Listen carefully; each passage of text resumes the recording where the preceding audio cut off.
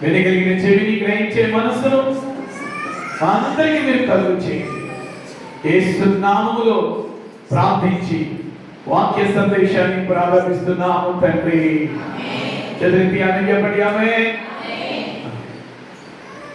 కీర్తనల గ్రంథం 40వ కీర్తన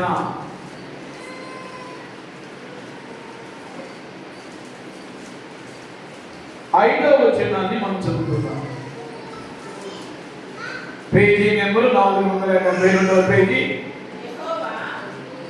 40వ కీర్తన 5వ వచనం. యెహోవా నా దేవా, నీవు నా యెడల జరిగించిన ఆశ్చర్య క్రియలను, మా యెడల నీకున్న తలంపులను బహు విస్తారములు వాటిని వివరించి చెప్పేదనుకుంటున్న అవి లెక్కకు మించి ఉన్నవి. చాలండి. థ్యాంక్ యూ మా. దేవుడి మాటలను మన కొరకు ఆశీర్వదించును గాక. చదివేది అని చెప్పండి. ఈ కీర్తన ఎవరు రాస్తున్నారు అంటే భక్తుడైనటువంటి దావీదు రాస్తున్నాడు. దావీదు గురించి చాలా పర్యాయాలు మనం వినున్నాం. ఎన్నో పర్యాయాలు నేను మీకు చెప్పాను దావీదు గురించి. నేను కానీ, పాస్టర్ గారు కానీ, లేకపోతే ఇంకా ఎంతో మంది భక్తుల నుండి మీరు దావీదు గురించి మీరు వినున్నారు. దావీదు గురించి వినని వారు ఎవరు లేరు. దావీదు గురించినటువంటి మాటలు బైబిల్ గ్రంథంలో రాయబడ్డాయి. పిల్లల ఆయన బైబిల్ గ్రంథంలో ఇంచుమించుగా 70 కీర్తనలకు పైగా ఆయన రాశాడు.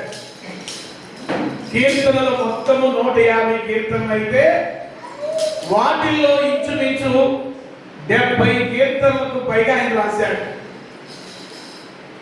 ఆ 70 కీర్తనలో ఈ 40వ కీర్తన కూడా ఆయన రాశాడు. ఈ కీర్తనలో ముఖ్యమైనటువంటి విషయాలు చాలా ఉన్నాయి. అసలు ఈ కీర్తన రాయటానికి కారణం ఏంటంటే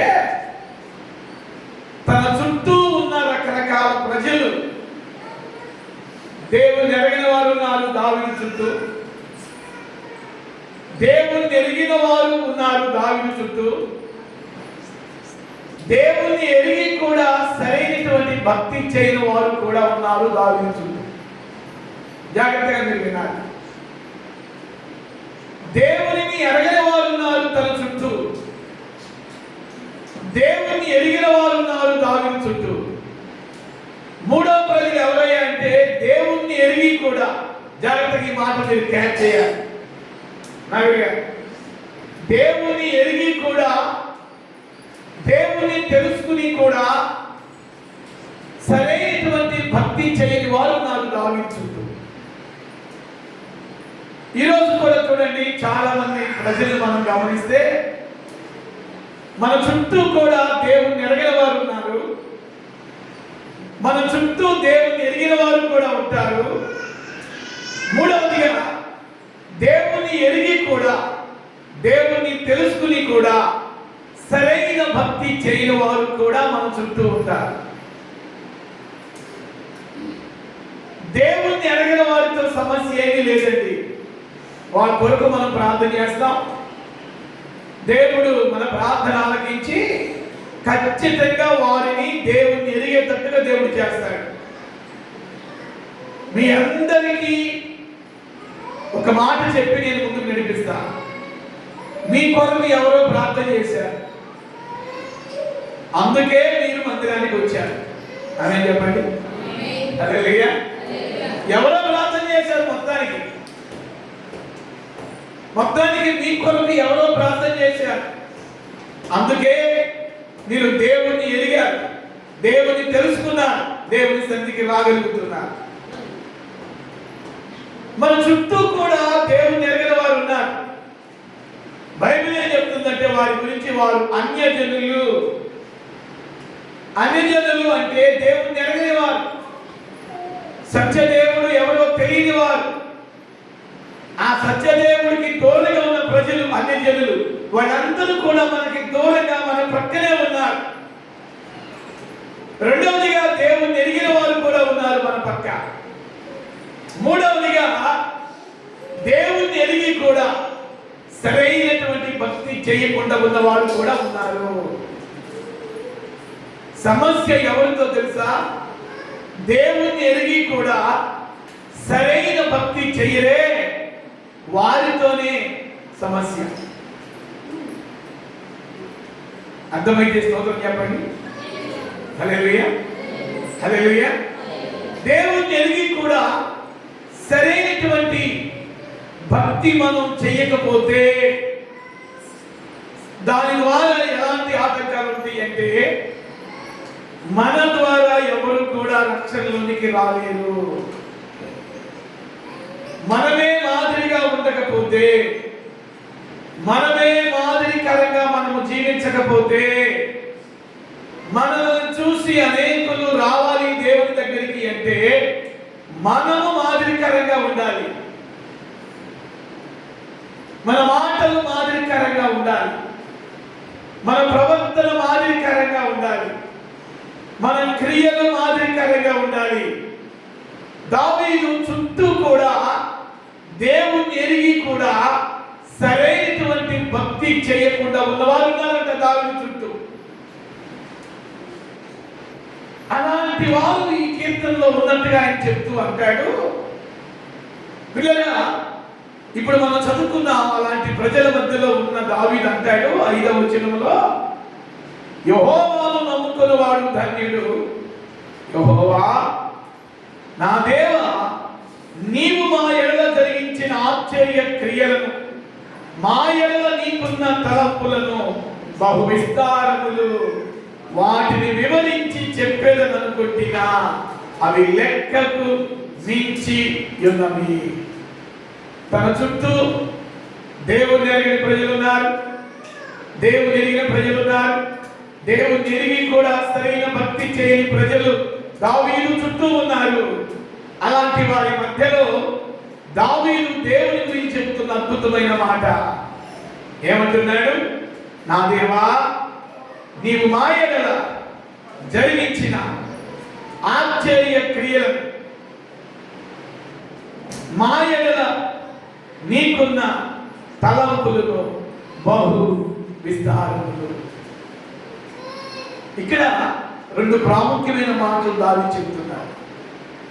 ఒకటి, దేవుడు తన ఎడల ఎన్నో ఆశ్చర్య క్రియలు జరిగించాడు అని చెప్తున్నాడు.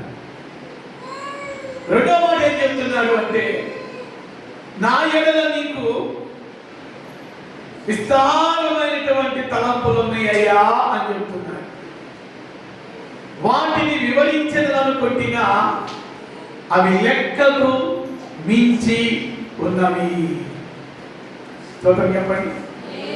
2 చేతుల పైకి స్తోత్రం చెప్పండి. చేతుల పైకి గట్టిగా చెప్పండి. దావీదు చెబుతున్న 2 ముఖ్యమైన మాటల్లో మొదటి మాట, నువ్వు మా ఎడల ఆశ్చర్య క్రియలను జరిగించావు అంటున్నాడు. ఆ మాట చెప్పండి. ఏ క్రియలు జరిగించావు? కొంచెం గట్టిగా చెప్పండి. ఆశ్చర్య క్రియలు జరిగించు దేవుడు నీవే. ఈ సంవత్సరం పిల్లలు మిమ్మల్ని అడిగితే మీ ఎడల దేవుడు ఎన్ని ఆశ్చర్య క్రియలు జరిగించాడు చెప్పండి అని మైకిస్తే సాయంత్రం అయిపోయింది. అంటే ఒక్కొక్కరి ఎడల, ఒక్కొక్క కుటుంబం ఎడల దేవుడు ఎన్నో ఆశ్చర్య క్రియలు చేశాడు. ఎన్నో ఆశ్చర్య క్రియలు చేశాడు. ఆ ఆశ్చర్య క్రియలను మనం చెప్పడానికి మనకు టైం చాలు. అన్ని ఆశ్చర్య క్రియలు అందరి ఎడల దేవుడు చేశాడు. ఆరోగ్య విషయంలో ఆశ్చర్య క్రియలు చేశాడు. మీ కుటుంబ విషయంలో దేవుడు ఆశ్చర్య క్రియలు చేశాడు. మీ పిల్లల విషయంలో దేవుడు ఆశ్చర్య క్రియలు చేశాడు. అనారోగ్యం వచ్చినప్పుడు దేవుడు బాగు చేసి ఆశ్చర్య క్రియలు జరిగించాడు. ఈ సంవత్సరం ఎన్నో ఆశ్చర్య క్రియలు దేవుడు దావీదు అంటున్న మాట, ఆశ్చర్య క్రియలను జరిగించు దేవుడవు నీవే. అంటే దావీదు ఇక్కడ చెబుతున్న మొదటి మాట, దేవా నువ్వు నా కుటుంబములో, నా జీవితంలో, నా దేశములో నీవు ఆశ్చర్య క్రియలు జరిగించావు. చదివి ఆమేన్ చెప్పండి. హల్లెలూయా. మన దేవుడు ఎలాంటి దేవుడు అంటే ఆశ్చర్య క్రియలను జరిగించే దేవుడు. నమ్మిన వాళ్ళని చెప్పండి. హల్లెలూయా. ఏ క్రియలు జరిగించే దేవుడైనా? ఆశ్చర్య క్రియలు జరిగించే దేవుడైనా. ఇశ్రాయేలు జీవితంలో దేవుడు ఎన్ని ఆశ్చర్య క్రియలు జరిగించాడు.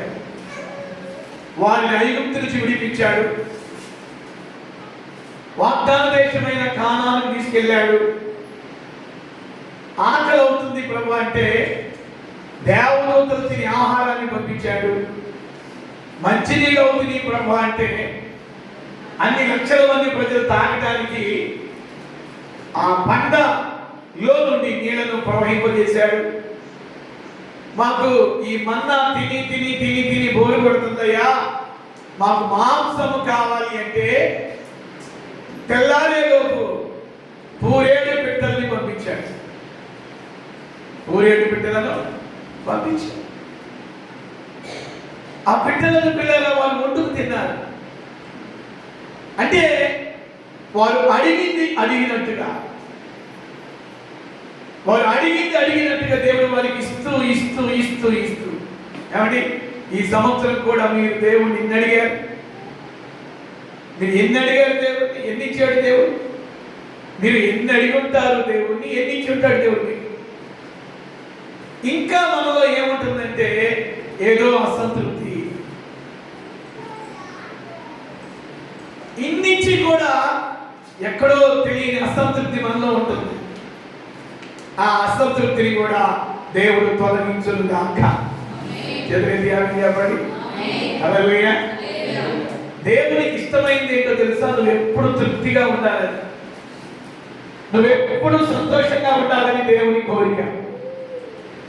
నీవు, నీ భర్త, నీవు, నీ పిల్లలు ఎప్పుడు ఆనందంగా, సంతోషంగా, సుఖంగా, క్షేమంగా, సమృద్ధి అయిన ఆహారం తింటూ, మంచి బట్టలు ధరించుకుంటూ, 10 రాళ్ళు వెనకేసుకుంటూ, హల్లెలూయా హల్లెలూయా, 10 రాళ్ళు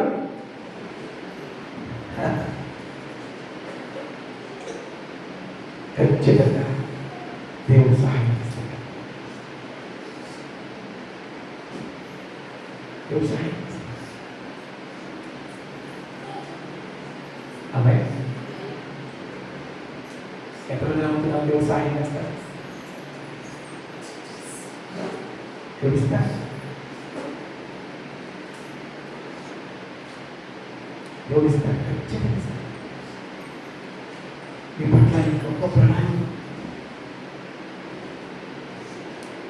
మీ పట్ల గొప్ప ఉద్దేశం.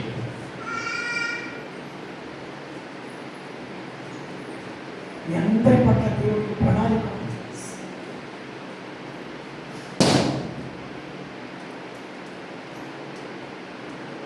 మిమ్మల్ని ఇచ్చేస్తాడు, మిమ్మల్ని ఆశీర్వదిస్తాడు, మిమ్మల్ని దీవిస్తాడు, మిమ్మల్ని ఘనపరుస్తాడు, మీకు నోటి నిండా నవ్వులు పుట్టిస్తాడు. మీరు ఆశ్రయించిన దేవుడు మీకు ఇస్తాడు. మీ పట్ల దేవుడికి గొప్ప ప్రణాళిక ఉంది. మీ పట్ల దేవుడికి గొప్ప ప్రణాళిక ఉంది. మీ పట్ల దేవుడికి గొప్ప ప్రణాళిక ఉంది. దేవుని సన్నిధిలో ప్రార్థించాను. చదువు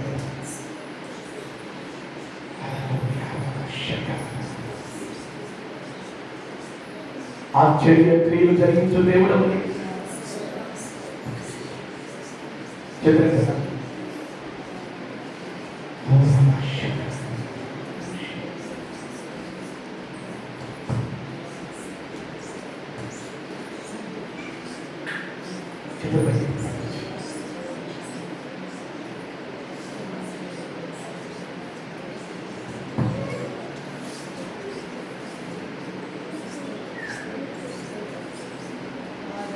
చెప్పండి.